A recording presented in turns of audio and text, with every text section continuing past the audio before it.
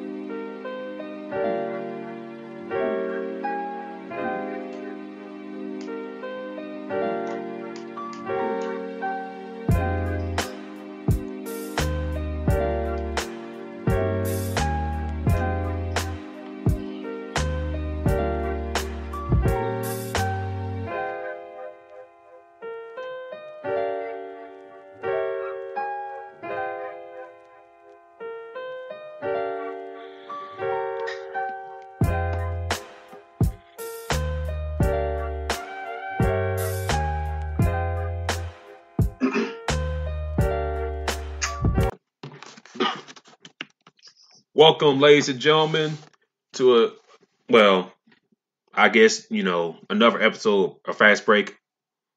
Yesterday we had some technical difficulties, but I think everything's squared away. Y'all know computers, everything automates itself. So I apologize for what happened for last night, but hopefully we come in tonight and give y'all a great show on anniversary week here with IE Sports Radio. I'm on behalf of the co-host of Fast Break. D-Lock, how you doing tonight? I'm doing good, man. Everything is going pretty well. Definitely had to do my little work at home today. But yeah, everything's going pretty good. And definitely checked out the Last Dance, last couple episodes last night. What about you? Yeah, I watched that as well. A very emotional one, to say the least. Last night, and it kind of strains the hearts a little bit. Yeah. It pulls your strings a little bit, and it's like before we get up and rolling, we always hear the stories about Michael Jordan being ultra competitive. We've been seeing this documentary series, being ultra competitive, being like on his teammates' butt, stuff like that. But you kind of see like more of a human side, with him. Okay. Yeah. And yeah, that's true. Him crying on the floor after they beat the Supersonics. I mean, I know we see clips of him in the past, that clip of the past of him laying on the floor like that, but you never hear that crying, that emotion, like that crying. I was like, wow. Yeah. I mean, that tells you it was big. It was a very important moment,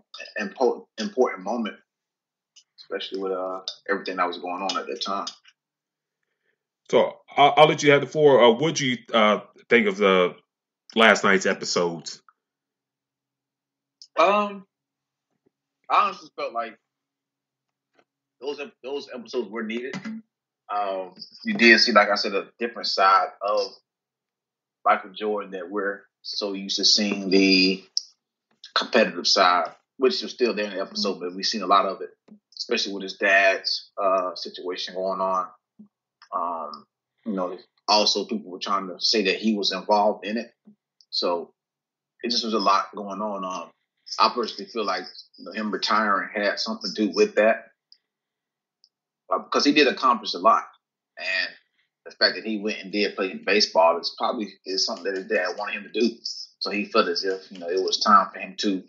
He's approached a lot. He's achieved a lot of stuff in basketball. So now he wants to approach a different sport.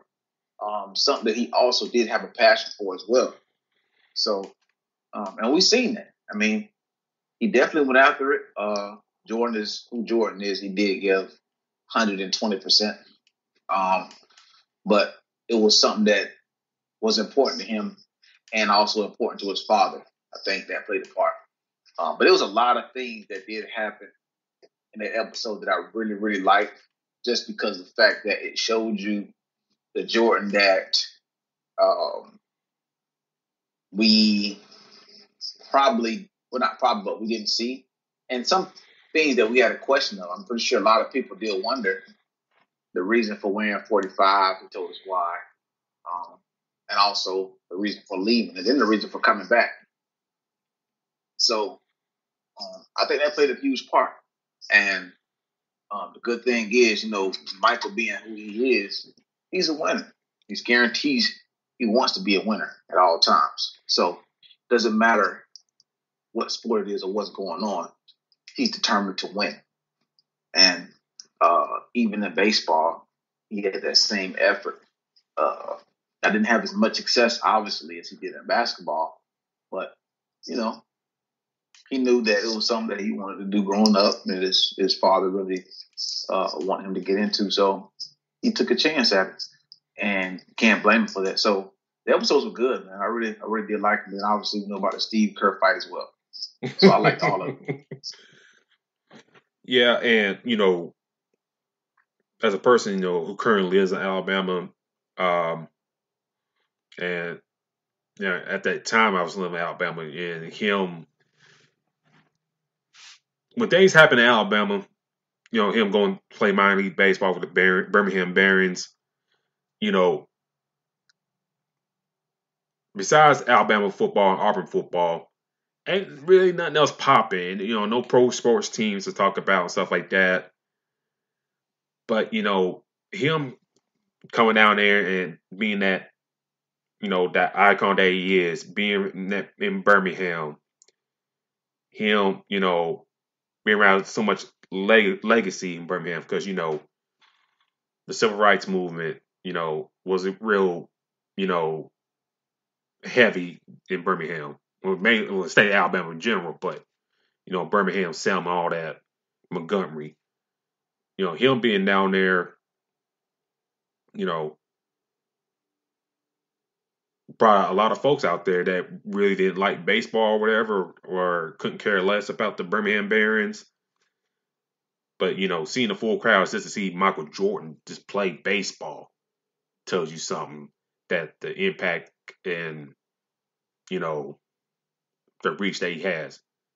And this is like the state of Alabama that, I mean, that like basketball, but not like that. They really love they really love baseball around here, especially the Braves. But to get a chance to see Michael Jordan, in which a lot of guys, a lot of those people, wouldn't get that chance to see him unless they go to a Hawks game at that time. It's truly amazing. It's truly amazing.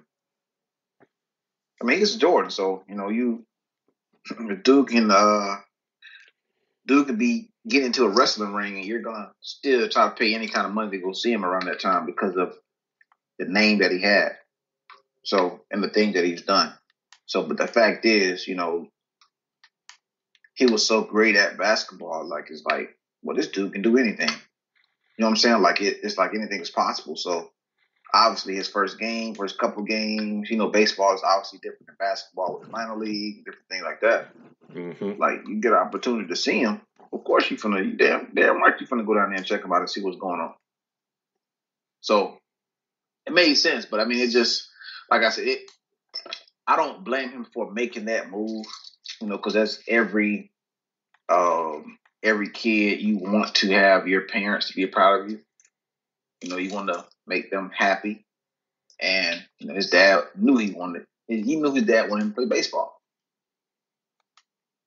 Yeah, and and Michael's not the first athlete, to cross over like that. We seen that with, Bo Jackson, Deion Sanders. Um, God, trying to think of who else at the moment. Kyler Murray. Yeah, Kyler Murray.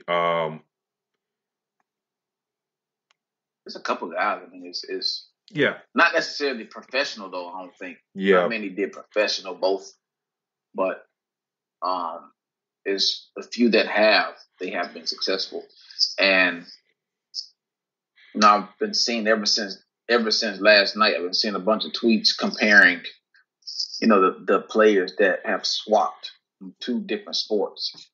I've seen Jordan up there, seen Deion and Bo Jackson and Kyler Murray. So, people are, looking at the fact that some of these players are doing both sports or at least trying.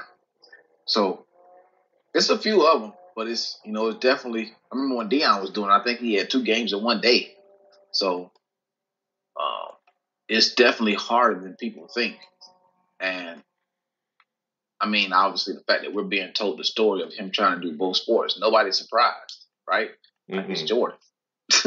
Like, if anybody would try both sports, it is him. I think Allen Iverson at one point played 2 sports, not professionally, but I think he was a really good football player at some point as well. Oh, he's not the only one. Who else I could throw out there? Matt Barnes. He was an excellent football player when he played. Yeah. LeBron. He was a football player till his junior year in high school until he started focusing more on basketball. And I mean, Greg Paulus. I mean, granted that's more college, but I mean to play at Duke and then go try to play quarterback at Syracuse. That's no easy feat right there. Yeah, that's true. But definitely not easy. But his father, James, how would you? I don't know. Well, let me ask you this: how would you, if something happened to your father? How would you take it? I mean, because Michael, that devastated him enough that he walked away at the peak of his run. Yeah. Do you think should we I don't know fault? I don't say fault him for that, but is that reasonable for him to walk away like damn? If he's not here to see what I do, what I can accomplish and do, what's the point? That's a tough question. But I know, like for me, I know my dad is, very important. My superhero, right? Yeah. So a lot of times, everything that I do or things that I have done, I'm always him and my mother is like, okay, well, yeah, y'all seen this. What do you think about it? Whatever. Did you like how I executed this race or whatever? Things like that. So I think his dad played a huge impact, and he knows that. That I think this whole scenario of him retiring proves of how important his dad was, and not many people knew that. So that alone will let you know, okay, well, yeah, this is somebody that played a huge part. And it would be hard to live your daily life or be in any kind of sport as if everything is regular when that person that's watching you or that you're trying to impress is not there. Yeah, and we always seek validation from our parents. Yep. Am I doing this right? Am I making you happy? You know, some parents, they want their child to live their best life. Some, you know, want their kids to follow their own path. I mean, not follow their own path, but do as they say to the T. Yeah. And I think what Jordan said about his father, 'cause, I mean, Michael, that devastated him enough that he walked away at the peak of his run. Do you think should we like I don't know fault him for that? But if he's not here to see what I do, what I can accomplish and do, what's the point? Yeah. He said one of the things, that he taught me was turn a negative into a positive. You know, Yeah. it also didn't help around that time, with rumors of Jordan's gambling, the conspiracy theories with that. I really want to touch on that, but you know, that didn't kind of help things either. As far as being murdered and found and being found on the side of the road. Mm-hmm. You know, what you think about like the gambling and stuff like that being tied with the murder, and was that fair by the media to trying to put that spin on it? Yeah. I think all of that does make Jordan human. And what I mean by human is, no matter how big of a celebrity you are, if something happens close to you, their first question is, were you involved?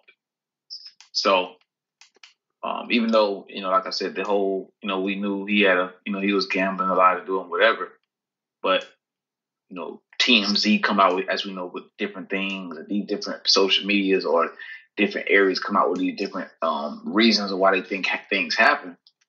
We're talking about Michael Jordan, so you wouldn't try to guess why, this would just happen to somebody out of nowhere. You would think, or people would think, or maybe it had something to do with how he did this or how he did that. So, and then we talk about, like I said, back to the fact that we're talking about Jordan, like his dad. So, for somebody to really look up his dad and figure out, okay, we're gonna do this to his parents or to his dad, like you would think, well, what was the motive behind it? Yeah. So that's what people try to figure out with is did he have something to do with it or what happened? Now it's not right, but again, we are talking about somebody that was like on top of the world. So, and then on top of that, he had he was gambling a lot, so people felt as if. But that's just weird to me. But so we know social media come up with a million things. They can see a drawing and write 1,000 stories. So that's why it's not surprising that they put his name into it. Now it's bothering, but it's not surprising. Yeah, and people speculate. Even people speculate a lot. These days and stuff like that. You mentioned TMZ, and if I'm trying to think who's comparable to TMZ in those times, maybe like a hard copy or something like that. On top of my head. But you mentioned like a TMZ, so it's like, they the first the ones to kind of get things and stuff like that. Of course, they pay for those things for the information, like we see recently with like the Earl Thomas stuff, and then they got their hands on that information, and then and Earl Thomas had to kind of beat them to tell everybody before, tell everybody before that happened. Yep. So hey, y'all hear from me first before you hear from them. Yep, that's true. In Mike's case back in that day, he didn't really say, too much, but he kind of let the media. He should, in my words, he should have put his foot down and say, "Hey, none of that what have to my father had to do what I do my personal vices." Yeah. But still, not get in front and confront these folks or not, or not getting ahead of it. You kind of let that sit out there and marinate, and people kind of speculate, up to this day. Did you have did you have like again with that? Did your daddy, you know, off your daddy, stuff like that? I hate to say that, but it's out there. Yeah. There's so much that comes with those different things, and somebody is so popular as Jordan was, anything that he do is going to be looked at from everybody or anything around him. So his son can get in some kind of trouble, and it's going to be tied to his name. That's just how it works. That comes with the celebrity profile that you have. So, I mean, it's like I said, it's not good, but it does come with just how things go from time to time. So you got to be prepared for that, and it sucks. I mean, I know, like I said, it was bothering when it happened. I mean, somebody in your family close to you passes or gets murdered or dies, and you have people questioning, did you have something to do with it? Yeah. So that can bother you, for the longest. And I'm pretty sure it played a huge impact on his gameplay, as we've seen. Yeah, and not to get off subject, but this the TV show, the documentary series Unsung, when they did a profile on David Ruffin, and if y'all don't know about the story of David Ruffin, how he died, he was in drugs and stuff like that, and he was found in a crack house and died. And I remember his son at the end of that episode, looked straight ahead in the camera and said, my daddy didn't die in no crack house, he died at the hospital. And as a child, you don't want to envision your parents, I guess dying of a different circumstance. Yeah. Or you don't want to believe, how they died. And that little part always kind of stuck with me because he don't remember his dad dying in no crack house. Nah. Definitely not. Remember the good bad memory. Yeah, it's a bad memory. And Jordan probably didn't want, remember his dad, being murdered and being like on the side of the road. No child don't want to find their parents like that. Or hear about their parents, being found like that. Yeah. I mean, that's like I said, it was big, and I think that's what made him make some of the moves that he made, moving forward with his career, to be honest. Yeah. But, while Jordan was gone, the Bulls, they marched on and all that. And, under the leadership of, Phil Jackson, Scottie Pippen, and you probably throw in Tony Kukoc to a degree, they still were a pretty good team. They went 55-27 in 93-94 season. Pippen averaged, 22 points, eight and a half rebounds, 5 assists, 3 steals per game.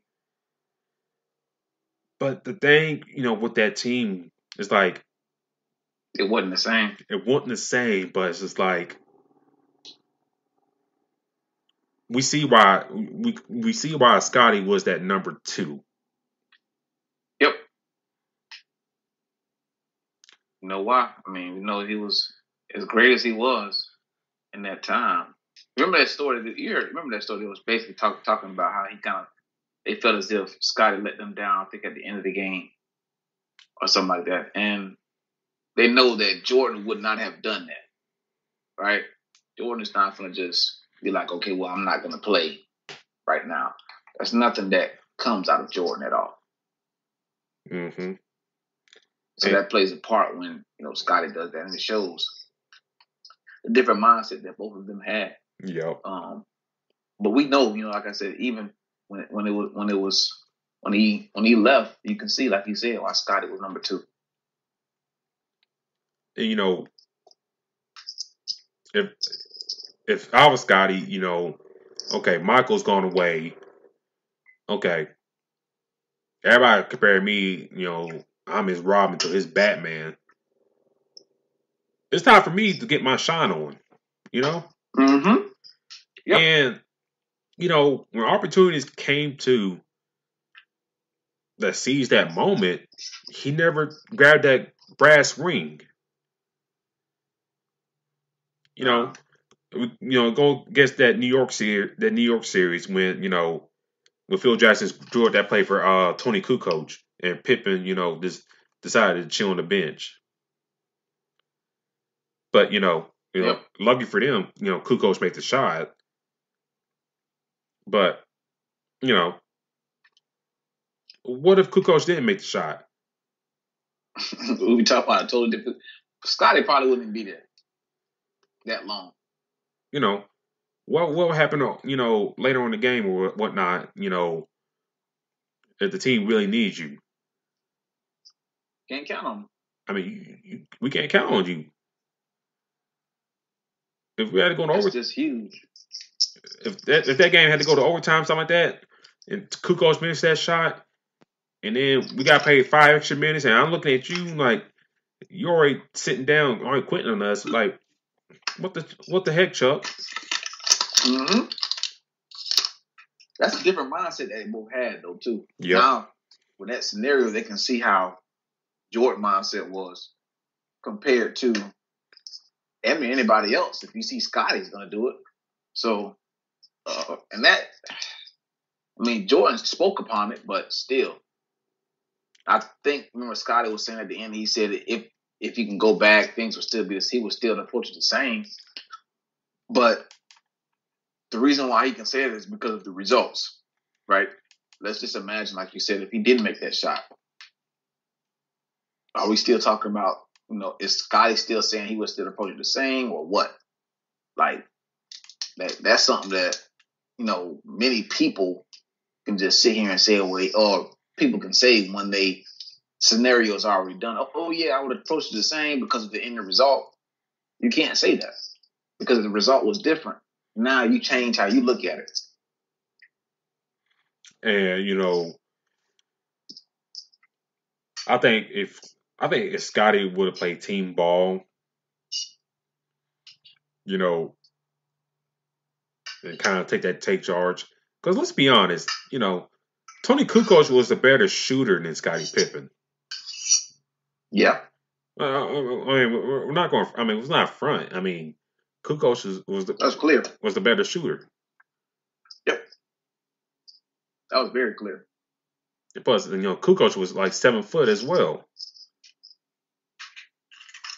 Better defender though, obviously, with Scotty. Oh yeah. Better intangible stuff like that is Scotty, but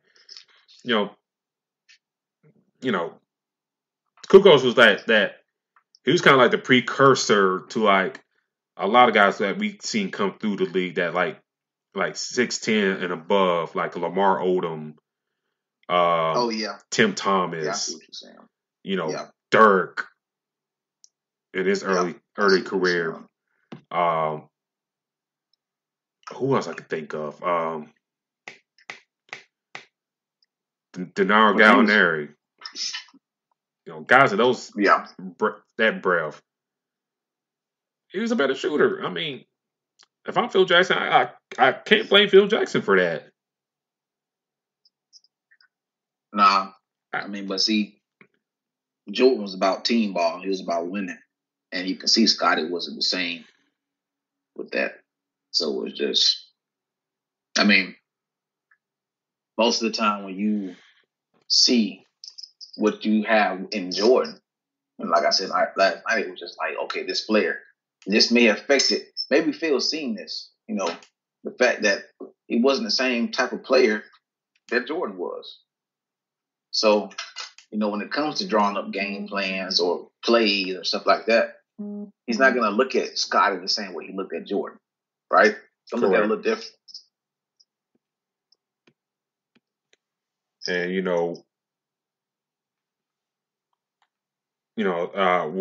we'll get to the finals, get the signs and talk about Gary Payton and whatnot, but to beat a man, it takes a lot. Yep. Not just in basketball, but in all sports. If you're gonna be that guy, you gotta sacrifice a lot. you gotta have that edge to you a lot, and some guys don't have it. What we see from this docuseries, it seems like Scotty, you know, trying to worry about his own, you know, chickens, so to speak. Yeah. With the contract, with the not getting the last shot and then pounding on the bench, and a host of other things. I ain't gonna lie, that contract thing was terrible. Like that's I'm still not over that. Like, that's crazy to think that. So I mean, I get that part. Everything else. Now, obviously, it seems like that contract stuck with him so long that it bothered him how he played. A lot of the reason why he sat, in the last couple seconds. So I think that all that stuff played a huge part. But you're right. I mean, it seemed like he was more so after that scenario. It seemed like I said, these documentaries are leading up to. You watch the first one, the second one is leading up to why things are happening now. It seems like he just, because of that salary situation, he just kind of like backed into the corner and just focus on himself. That's what it really seemed like to me. Yeah, I agree with that. And, after, Jordan spent some time away from, to play baseball, then, the MLB had a workshop stoppage around that time period too. And, Jordan's, he started showing back up at the facilities and, and the rumors started running and all that. And then, before the 95 season ended, Jordan sent out a press release saying, I'm back. He played like 17 games in that regular season, but, at that time, D-Lock, how did you feel when Jordan came back towards the end of that season? What emotions that you felt, or if you were a Bull fan or just a basketball fan in general, what emotions were you feeling during that time when he came back? I mean, I was a lot younger, but to think that it's kind of like, I can't use an example. I mean, the only example I can say is him saying he's coming back. Like, you're watching the greatest person, one of the greatest athletes of all time in their prime. It's like Michael Jackson, right? Yeah. Michael Jackson is doing all this wonderful things, singing all this music, and he takes a break. And people are like, oh, man, we got some decent music, but when Michael Jackson was out here dropping these videos, like, he just took over the world. And out of nowhere, he comes back and says, oh, yeah, by the way, I'm coming back. I'm about to start dropping more music. So the excitement was there for a lot of players. Excitement was there for a lot of fans. Basketball fans in general. Like, that's similar right now. If, LeBron was to say, even to this day right now, at the age he is right now, if he just said, I'm going to stop, people would just go crazy. Or they'd be like, oh, man, I can't believe it. But if he comes back, they're going to say, wow, like, we about to see one of the greatest of all times back in action. So, and at that time, I mean, you did have Patrick Ewing, who you had, Reggie Miller. These were the stars around that time. Penny Hardaway, Horace Grant. But they were not compared to Michael Jordan. Like, so when he did make that move to come back, people were just anxious to see what was going to happen next. And I can tell you I would be the same way because I could do come on, you win 3 titles. Like, that's how it's kind of like a send-off. You send off by winning 3 titles. So, worst case, you're thinking when you come back, like, I'm expecting the same thing. Even in the NFL right now, you're looking at Gronk coming back. Now, he's not as high as Michael Jordan, but think about how people feel about Gronk coming back. Now, maximize that by like 100 times. And it's like, dang.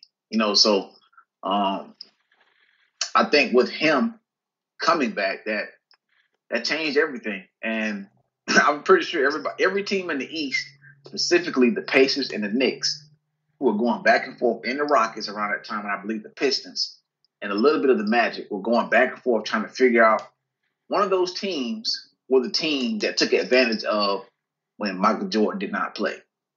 So now when he comes back, it's like, oh, hell, we got to deal with this guy again, right? So they were happy to have him back, but I'm pretty sure a lot of people that were in the league they were excited to watch, but not to play against, because now your chances of going to the NBA Finals and possibly winning ring has definitely decreased. Yeah, and the teams that were really involved in the championship or contending for championships during that time, like the Rockets you mentioned, the Magic, Knicks, Pacers, title contention. I'm trying to think. Celtics probably. They unless they fell off around that time, didn't they? They kind of took a step back there for a little bit. Mm-hmm. Trying to think who else around that time. The Phoenix Suns, that kind of in that tail end, that little run. Utah Jazz. Utah Jazz. They very consistent, but they always got knocked out in the playoffs for one reason or another. The Sonics. Mm-hmm. But Gary Payton. Yeah. But before we get to that, Gary Payton thing, the Houston Rockets, they won back-to-back titles around that time when Jordan was gone. If Jordan would have stayed, does Houston win their 2 titles? Or at least one? That was 94, right? Yeah.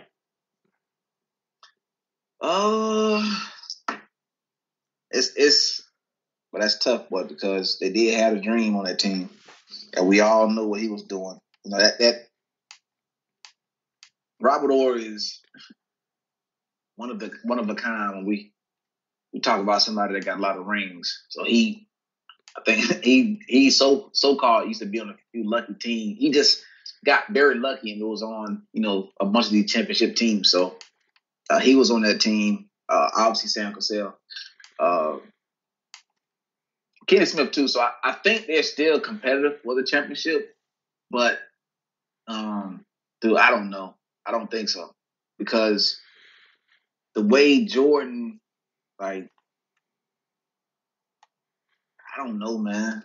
I don't think the Bulls will lose at all. If Jordan doesn't leave, they do not lose. It's just not specifically just because it was him, but because of the team they had and the chemistry. I mean, they just won 3 titles. Like, when are you losing? We're not talking about football where it's one game. Like the Giants and the Patriots, when the Patriots were 17 or 18-0. We're talking about a Game 7 series, right? So the Rockets may steal 2 or 3, maybe even 3 at best, but they're not beating them in the series. I don't see that. It's just possible, yes, but nah. Me personally, I think they split. And here's my factor going into it. If you look at that makeup of the Rockets team, I mean, you got the dream down low, and he easily gets you at least about 25. Yeah. 25. And let's go 25 to 10 at least.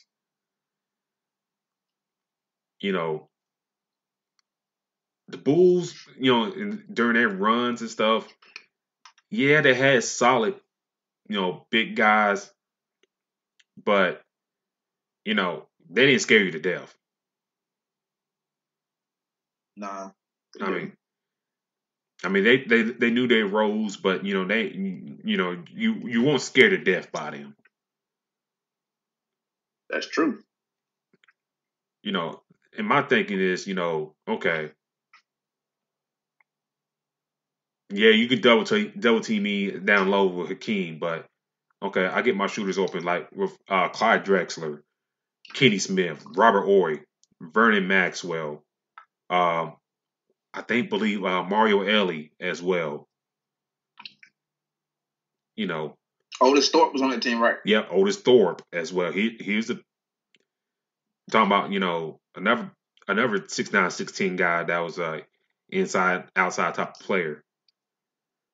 So they had a lot of weapons that a lot of people sleep on, to be honest with you. And I think if Jordan was still around and they matched up with those squads, I think they can at least got one title off of them. That's a tough one. I mean, I know it's tough. I know it's tough,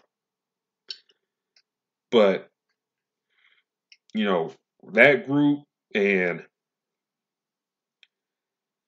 I'm trying to pull up the rest of the roster right here. Let's see. Yeah, you got a deep roster. Mario Ellie, yeah.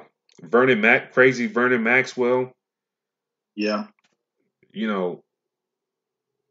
If you stick Crazy Vernon on Jordan, and hopefully you don't do nothing over the top, and trying to get at least in Jordan's head to a degree that if like a key moment happens, he can throw Jordan off his game. Just a moment. I think you can squeak by winning the series. It may go 7, but hey, at least you beat them. So what you think? I mean, that's true.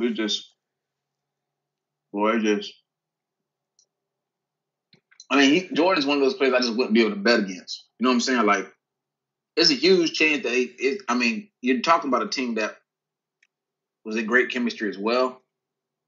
It's just that Jordan was such an X factor. We seen, like we talked about before, we seen how Scottie Pippen went about things. Just imagine how they went through practice without Jordan and Scottie Pippen leading the way. Like it was a little different. So yeah, they could have. I don't want to discount them because they did win, the titles that they won. Mm-hmm. But Jordan is just, even when we seen him, with the cigar in his mouth talking about, players talking trash after the game or up by 5, like his whole demeanor was just different. Like things he demanded from players was just totally different. There's a lot of things that Scottie Pippen probably let slip by that Jordan would no way in hell let slip by. So that team could have been a lot better, right? So it's just, I wouldn't want to bet against him, but it could have happened. I just don't see them. I think another reason why I believe that too is because we don't see a 0 in the column. We don't see anything but a 0 in the loss column for him in the NBA Finals. And I don't see the Rockets, being one of those teams that give them one. They could have, but that'd be very interesting to find out, if we could have. In the chat, Terry mentioned, a lot of what is and what could have been and whys in the last dance. And I totally agree with that. And another what if I want to throw at you, D-Lock, before we head out. Len Bias was drafted 2 years after Michael. The Celtics got lucky and drafted him second overall in that draft. Mm-hmm. What if Len Bias didn't have his issues and whatnot? Could the Celtics with Len Bias, could they challenge that Bulls dynasty? If they go ahead. Because this is before our time, and I was on Twitter, and some people were sharing stories about Len Bias and watching him play, and the general consensus was, he should have been that dude if he didn't have his issues. Yeah. So what do you think? Do you think the Celtics will keep on rolling their dynasty built around Len Bias, and or will we seeing like the battles with the Celtics and the Bulls, or you think that Jordan X factor will kick in and keep the Celtics at bay? What do you think about that scenario? I honestly think that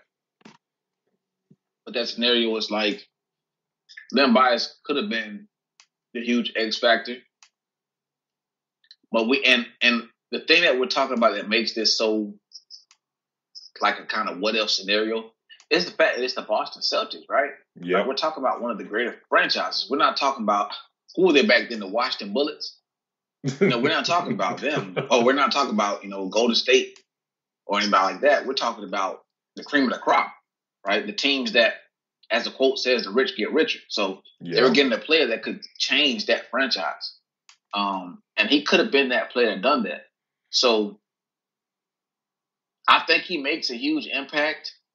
I don't think that it hurts Jordan getting as many rings as he do. I think that he makes it tougher on Jordan. I think that we do see another All-Star, but how we see about how Jordan act in this documentary, everything was fuel to him. So everything that happened only motivated him to be better. So I'm thinking Bias right now only makes Jordan better. The Boston Celtics all the time. They only help the Bulls get better. I think that if he did make that huge impact, maybe we do see the Bulls make a little bit more moves to get past the Celtics. But that we could be talking about a 30 for 30 if Bias stays on course. Yeah, and they did it dirty for dirty on Len Bias, and the tragedy about that. The day after the draft, he was found dead, which is still wild to imagine. Yeah. You just got drafted to the NBA. You got drafted to a legacy team. Mm-hmm. And then next thing you know, you're gone from this earth. Yeah. It's just wild to think about. And, we talked about this in the past, well, especially with Kobe Bryant's death. And,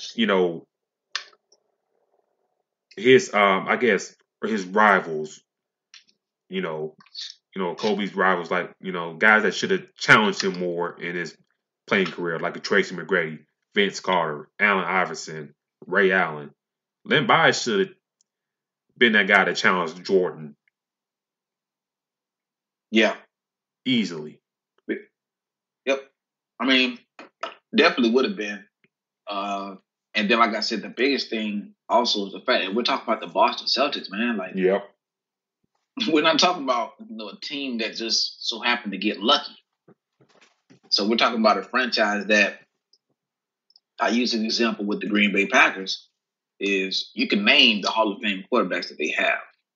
The Bart Starr, the Aaron Rodgers, and the future Hall of Famer Aaron Rodgers and Brett Favre. Like, they replace Hall of Famer after Hall of Famer, and that's what the Boston Celtics do. So, he could have been. That's one of those what if scenarios, big what if scenarios. Yeah, and before we move on, it sucks that not just Len Bias. He's not the only player that had an unfortunate demise. I forgot the guy's name that's from Chicago. Was a high school phenom. I know you're talking about Benji. Mm-hmm. He was another name that that's like another what if right there. And yep, I remember hearing that 30 for 30 when people were talking about. Yeah, he could have been, I think, as great as he could have been, and you can see all these stats. It's like, what? Yeah. So it was, I think Derrick Rose wore a number after him. Yeah. Or went to the same high school as him or something like that. So that's a lot behind it.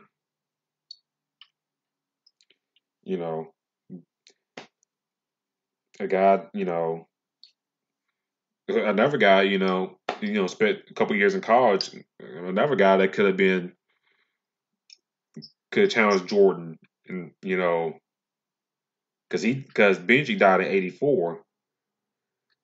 Go a couple years of college, get drafted what 86, 87.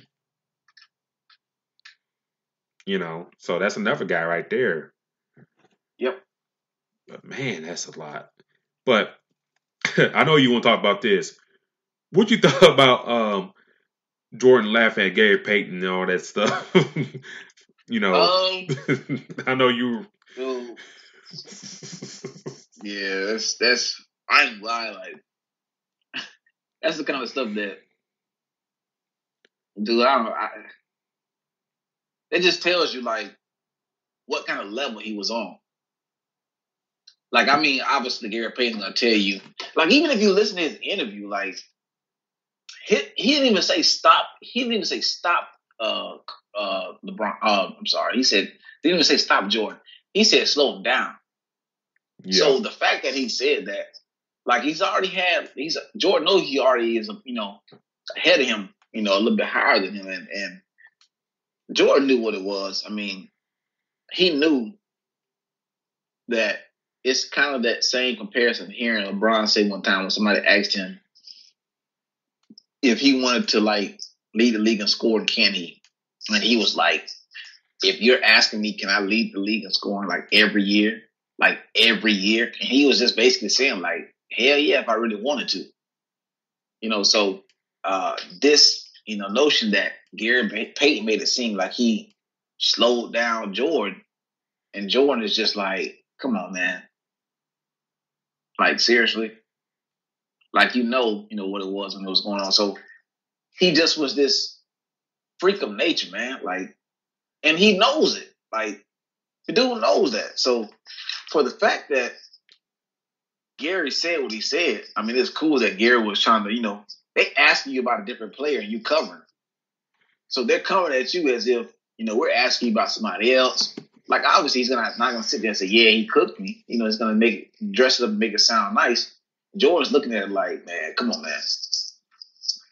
Like, you really, like you said, he called him the glove. Like, yeah, he got that name, but he wasn't the glove around me or trying to cover me. So it just, to me, it had me really, that solidified the fact that this guy was just on another level. Like, it was crazy, man, to think that he was just that good to where, we're talking about Gary Payton, one of the greatest defensive players ever in the NBA. And he's laughing at this dude. Yeah. Like, come on, man. Like, that's crazy to me. Yeah, man. It's just like, him, the iPad, looking Gary talking at the iPad, him laughing. It's like Jordan on his head, like, you can't touch me. It's just like, when Jordan said, when he told the press, like, when I think Gary came after game one and trying to ask for his shoes or something like that. They knew, they knew they had Seattle in the bag. Like, yeah, we got these fools. They starstruck. Yeah, I mean, that's a bad way to start a series. Yep. To me, but that's a terrible way to start a series. But and like I said, it's do only certain people have that mindset that Jordan had in any sport. You're not going to find many that have that. And like I said, just to hear him talk about it is just amazing. And then to see some of their practices is mind blowing. So, but going, back to the whole Gary Payton thing, it's just like he's letting you know, like, yeah, nah, like this dude knows, and it's believable too because of what he did. You know what I'm saying? Like, it'd be different if somebody was saying all this stuff or acting like this, and you look at their stats or whatever, and they're not backing it up. This dude backed it up. Like, everything that he's done, you see it. Like, come on, man. A dude has been to the NBA Finals 6 times and hasn't lost. If he sit here and tell you that Gary Payton wasn't nothing to him, like, why would you not believe that? He scores whatever he wants. And then Larry Bird is sitting here telling you, Larry and Magic, and all of them are telling you that they knew that this guy was going to be the next great, in the NBA. So it's crazy, man. To me, that really, to see that, and he's laughing at the other competitor. And he's not laughing at, like, a person that doesn't get on the court. He's laughing at, like, a defensive player of the year type person. Yeah. And Gary So it's was no slouch. It's like, dang, you kind of just brush him off the side. I mean, he got the nickname for a reason. Yeah, and then to him kind of like brush off Gary. I don't want to say brush off to the side, but it's like to have this laugh off Gary Payton like that. It's you see that mentality in him. It's like, I don't care how great they are or how great people say they are. You seen the wire. If you come at the king, you better not miss. Yep. And a lot of guys trying to come at him, and that quote he gave after game one, they swung and missed. Yeah. I mean, even like I said, that interview he did, not interview, but when they had the camera back there, he just, like I said earlier, he was acting like he was swinging the bat, and he just was like, it's easy to talk trash when you're up by 5. Yep.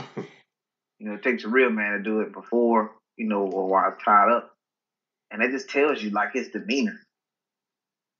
Like, the way he went about things. Like, he's one of the greatest athletes, not just in basketball, but just ever, man.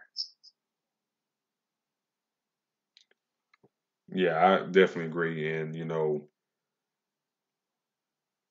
that record season, that 72-10 team, go down as one of the greats of all time. We seen the Warriors beat that regular season record, but the championship didn't follow afterwards like the Bulls did. So, we still hold that Bulls season in high regard, in my opinion. And, them beating the Sonics, solidify that. They was in the crushing through the playoffs. 3-0 against the Heat, 4-1 against the Knicks, 4-0 against the Magic with Penny and Shaq and crew and Nick Anderson. And then going 4-2 against the Sonics, and basically just dusting up everybody, to make that run. But before we get out of here, ladies, yeah, I agree. Before we get out of here, ladies and gentlemen, well, yesterday, before communication issues, we are celebrating 6 years of IE Sports Radio. We want to give our thoughts, why we love what we do, why we come here and talk to y'all every week, and show our love to the fans that listen. Also, big shout out to Larry B that put me and D-Law together to bring this show to y'all every week. So we got to shout out the founder of IE Sports Radio, Larry B. And D-Lock, while we celebrating this anniversary week, how did you get into podcasting, and how did you get linked up, with IE Sports Radio? Well, I actually came along around 2017. I was always tweeting about the Bucks, as always, and Larry reached out to me, and I think the Bucks were playing somebody on Thursday night. I can't remember. Not actually Thursday night. They were playing the Panthers on a Sunday, and I had a little, kind of like the little matchup that you have against that the teams that play that person's team, and I was talking about the reason why the Bucks should win, stuff like that. So that kind of drew me into being with IE Sports Radio, which is huge. But podcast is something that I've always had an interest in because, again, like I've said multiple times, I look at, obviously love my Bucks, love the Gators, love different teams, but I also look at it at an unbiased or front office standpoint. So I'm always trying to figure out, well, why is this happening? Why is that happening? And try to figure out what is the reason for a team going to playoffs or not making the playoffs or draft early in the first round in any sport. So the Magic. Like I've told you multiple times, like the Magic and the Bucks must have the same owner because we don't care about how we been going about trying to be successful. So, but I just, like I said, that's been a huge part for me. And the big thing is I love sports. I love talking about sports. So I don't just look at Sunday games at 1 p.m. in NFL, and that's the last time I uh, look at them. I'm going to looking at results, looking at stats, looking at percentages, why third down percentages, how many times quarterback was sacked, what was the reason for it, how many times they drew this play, they called that play. Just a breakdown, So even off season, same thing. Who do this team to draft? How do they fit their scheme? Is this coach the right guy for this team? So all those things are important. And I love to look at them and give my opinion onto it. Just because it's sports in general. I love the competitive aspect of all these things. So that's definitely how I got a podcast, man. I mean, the fact that I get to share my opinion and what I think about things. Obviously, people are not going to always agree, but it's actually cool to let people know what you're thinking for the most part. Yeah, for me, I think, when I started my podcast and stuff like that a couple years ago, and when I got into that, it's just like, I thought to myself, it's like, I could be doing this too. I figured like, dang, I should be giving my opinions and stuff like that instead of like, listen to other folks. You know, off the top of my head, I can go a good bit without, looking for information and stuff like that. So, that's how I got started in the podcast and, you know, with that, 2017 NFL draft. And, after, a few episodes or so, I got, confidence in myself that, you know, I love to do this. I really do. Yeah. And, you know, I did the draft talk, and after that, Dwayne Casey got fired after that. I did a show after that.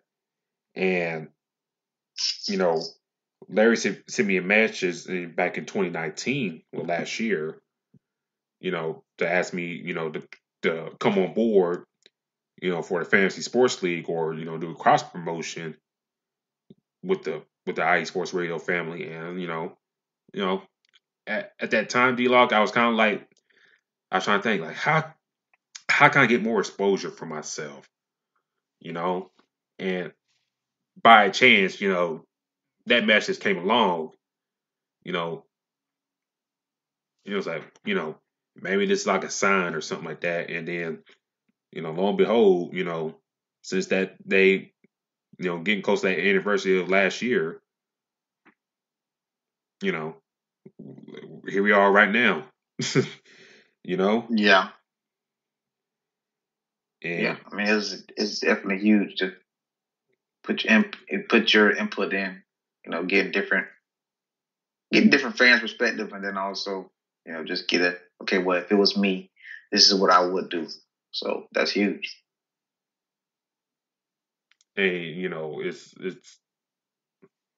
we appreciate Larry putting us together and all that. And, we'll continue, to give y'all the great entertainment y'all deserve out there. Um, we love sports. I think, we wouldn't be doing this if we didn't love sports. You know, Yeah. or however, in life, like, how we love each sport. For me, when I was younger, it's like football and basketball, you know, and as I got older now, I'm 32 years old. I don't, I play pickup sports here and there, but my age now, I'm trying to give my knowledge to the younger generations in coaching. So, you know, I think we share our love in different ways. I know with you, I mean, you still a beast. You still go out to the track every day. You still train like you were at Florida State. Yeah, And you never, definitely. yeah, and you never let that drive, get away from you at all. Yeah, definitely. I mean, I think most of the time when it comes to that, it's also an impact that you're making on others as well. So, um, even going out there and practicing, you know, doing different things, you're still learning, so you can teach it to others. Because at the end of the day, we're elevating right now because of what our generation did before us, and so on. So it's our duty to make sure that we do the same. Even if you're still, kind of competing or doing different things. It's not at the end of the day. It's not going to be just about us. It's going to be about the next person up. So even now, like I said, anytime I get to the track or even on Instagram, because that couple younger athletes will ask me a couple questions, I don't mind answering. Because I think my advice would help. Them moving forward. Obviously, they asked me, so they feel the same thing. Um, so yeah, that's huge. I mean, elevation is very important, especially to our community. Yeah, and with this, I guess this, I guess you want to say family. I guess, so to speak. The support we get from everybody, the sharing and stuff like that, which is key. I think once we get more of that base, just like the other day, D-Lock. I know a friend of mine who's a huge Raider fan, and recently,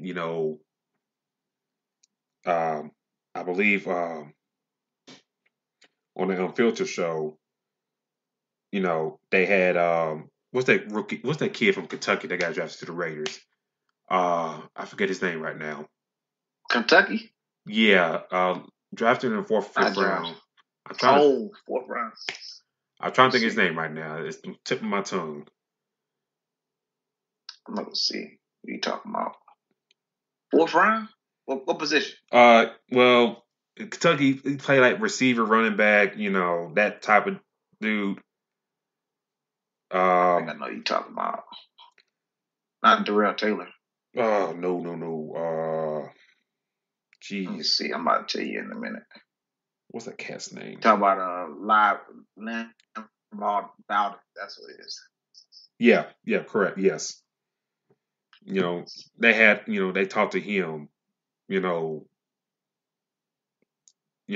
they talked to him last week. I tagged a friend of mine who's a big Raider fan. Say, hey, give them a listen. I know you're a Raiders fan. You know, you know, give an ear out. You may, I don't know if he listened to the show or not, but I tagged him in. If he stuck around right then and there, hey, we got gained another follower right there. So, Yeah. you know, I like being part of this. I love it. I enjoy coming here and talking with everybody, giving our thoughts on the sports world. So, you know, and hope we continue on. And with sports hopefully coming back in the swing here, we'll get more juice, with our, shows. Yep, we will. But before we head out, ladies and gentlemen, do check out the website, iesportsradio.com. That is iesportsradio.com. You'll catch all the show replays on there or catch the show live. Also, we got several articles on there as well. So please do check those out as well. And then check out the other shows that were recorded today. Let's Whine About Sports with Mike Pat. Unfiltered Truth with Phil Jones and Phil Robinson. the 3 and Out College series with Larry B and Terry Rodriguez. So, those shows were recorded early in the day. Check them out, ladies and gentlemen. Give them a like, give them a follow. We're trying to build this baby up. But D-Lock, how can yep. And D-Lock, how can people find you on social media? Y'all definitely can find me at Black-813. Black, the word dash 813. Find me on Instagram and Twitter. That's usually where I'm posting other things. Also, do have a YouTube channel. I will be getting back to posting more videos. Now that I can get that back situated. And that's it, fellas and ladies. This is where you definitely can find me. Tell me where they can find you at. You can find me on Twitter at Spawn4288. You can find me on Instagram and Facebook, The Crooks Process. I will be uploading an episode about my season review about the Alabama men's basketball team. So be on the lookout for that. But other than that, ladies and gentlemen, like I said, yesterday, yesterday was a screw up. So today we made a lot better for y'all today. Hope y'all enjoyed the show. We'll be back on our regular time next Sunday. You know it. And until then, ladies and gentlemen, y'all take care of yourselves and peace. Stay safe.